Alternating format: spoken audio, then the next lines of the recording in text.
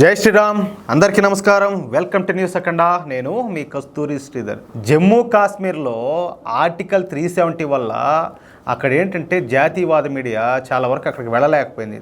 దానివల్ల ఏంటంటే అసలు సిసలైనటువంటి నిజాలు చాలా వరకు వెలుగులేక రాలా. ఇప్పుడు ఆర్టికల్ 370 రద్దు తర్వాత ఇప్పుడు ఏంటంటే జాతీయవాద మీడియా స్వేచ్ఛగా జమ్మూ కాశ్మీర్లోకి వెళ్ళగలుగుతుంది. తద్వారా ఏంటంటే గతంలో జరిగినటువంటి ఈ తప్పులు కావచ్చు, లేకపోతే అప్పుడు జరిగినటువంటి ఎన్నో అన్యాయాలు, దారుణాలు అవన్నీ కూడా ఇప్పుడు ఒక్కొక్కటిగా వెలుగులోకి వస్తున్నాయి.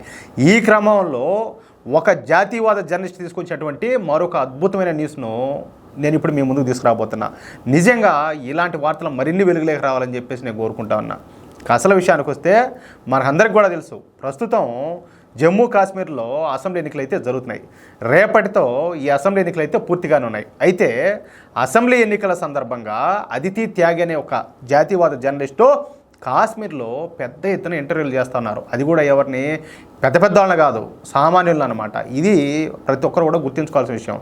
కాశ్మీర్లో పరిస్థితులను ప్రపంచానికి ఈ ఇంటర్వ్యూల ద్వారా తెలియజేస్తుంది. అంటే గతంలో ఏం జరిగింది, ఎలా జరిగింది, ఇవన్నీ కూడా అనమాట. ఏది ఆర్టికల్ 370 రద్దుకు ముందు.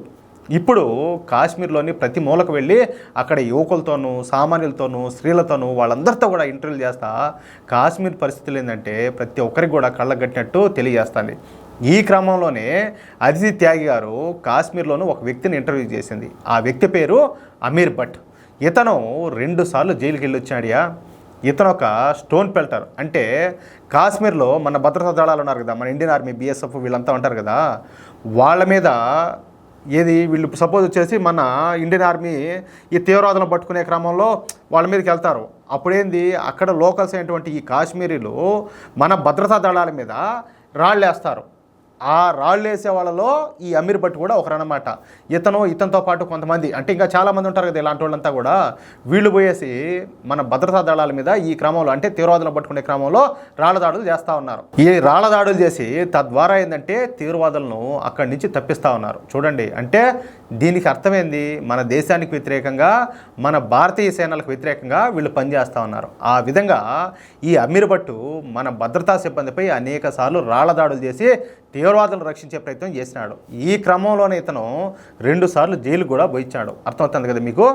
అటువంటి అమీర్ భట్తో మన జర్నలిస్ట్ అయినటువంటి అదితి త్యాగి గారు ఒక ఇంటర్వ్యూ చేసింది. ఈ ఇంటర్వ్యూలో ఈ అమీర్ భట్ మాట్లాడుతా, ఇప్పుడు నా జీవితం ప్రశాంతంగా ఉంది.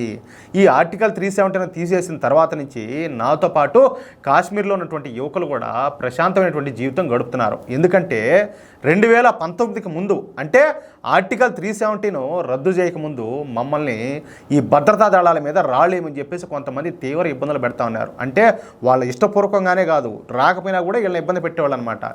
వెళ్ళకపోతే బెదిరించేవాళ్ళు. దీంతో మేము తప్పనిసరిగా ఆర్మీ పైన రాళ్ల దాడులు చేయాల్సి వచ్చింది. ఈ విధంగా రాళ్ల దాడులు చేసినందుకు మాకు 1000 రూపాయల వరకు ఇస్తా ఉన్నారు. ఇలా రోజుకు 2 గంటల పాటు మేము రాళ్ల దాడులు చేయాల్సి వచ్చేది.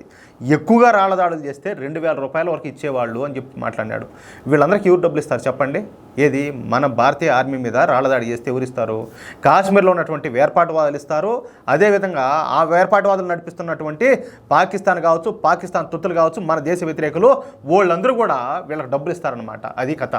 దీని వలన మా చదువులు పూర్తిగా దెబ్బతినిపోయినాయి. మేము ఒక ముక్క కూడా ఇంగ్లీష్ నేర్చుకోలేకపోయినాం. ఇక మా జీవితాలు అగమ్య గోచరంగా తయారైపోయినాయంటూ బాధపడినాడు.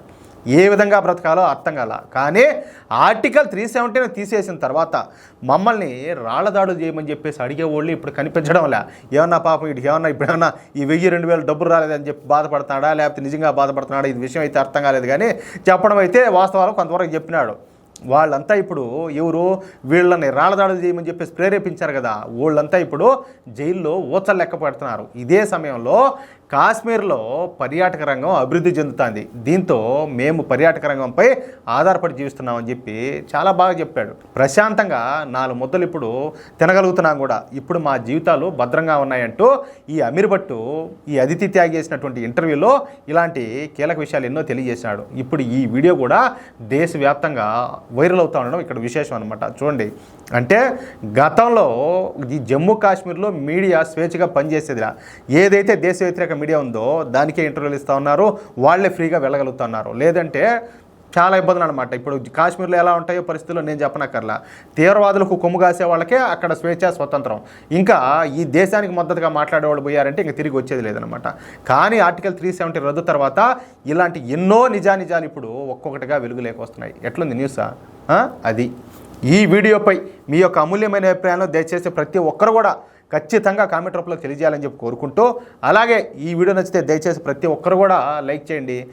కానీ కాశ్మీర్లో ఏం జరిగింది, ఇప్పుడు ఏం జరుగుతుంది అనేది ప్రతి ఒక్కరికి తెలియాలి. కాబట్టి మీ వంతు బాధ్యతగా కనీసం ఒక్కరికైనా, లేదా మీరున్నటువంటి ఒక వాట్సాప్ గ్రూపు, లేకపోతే ఒక టెలిగ్రామ్ గ్రూపు, లేకపోతే ఒక సోషల్ మీడియాకు సంబంధించిన ఒక ఫేస్బుక్ గ్రూప్లో అయినా కూడా, ఏ గ్రూప్లో అయినా కూడా గ్రూప్లో అయినా షేర్ చేయండి, లేకపోతే ఒక మిత్రుడికైనా షేర్ చేయండి.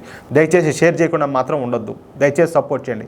అలాగే ఇంతవరకు మన ఛానల్ సబ్స్క్రైబ్ చేసుకోకపోతే ఈ వీడియో చూస్తున్నటువంటి వాళ్ళు ప్రతి ఒక్కరు కూడా మన ఛానల్ సబ్స్క్రైబ్ చేసుకోవాలని చెప్పేసి జాతీయవాద మీడియాను మీరు ఎంకరేజ్ చేయాలని చెప్పి నేను కోరుకుంటా ఉన్నాను మిమ్మల్ని అందరినీ కూడా.